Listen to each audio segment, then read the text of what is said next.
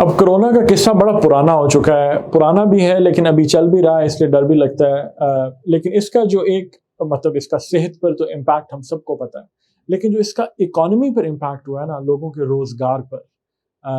جسے آپ اکانومی کہتے ہیں، ملکوں کی اکانومی کے اوپر، وہ بڑا تباہ کن تھا۔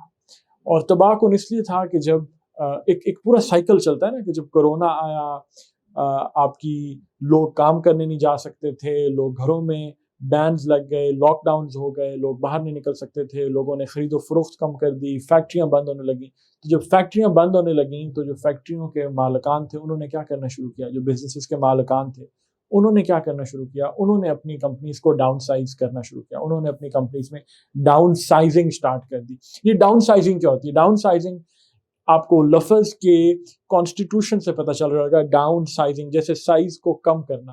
تو یہ ڈاؤن سائزنگ ہم اسی کی طرف جب ریفر کرتے ہیں، اسی کانسیپٹ کی طرف، اسی تھیم کی طرف، کہ جیسے اگر میں اس کو سینٹنس میں آپ کو یوز کر کے بتاؤں تو میں کہوں گا کہ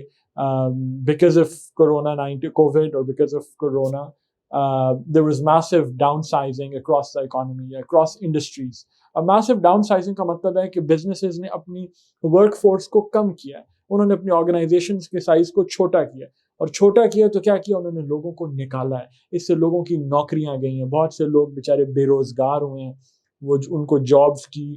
پریشانی ہوئی ہے۔ تو ورڈ ہے ڈاؤن سائزنگ، اس کا ناؤن ہے جسے جیرنڈ بھی کہتے ہیں، یہ اس کا ناؤن ہے جس سینس میں اگر یوز کیا جائے کہ there was massive downsizing، اور ڈاؤن سائز جو ہے وہ اس کا ورب ہے۔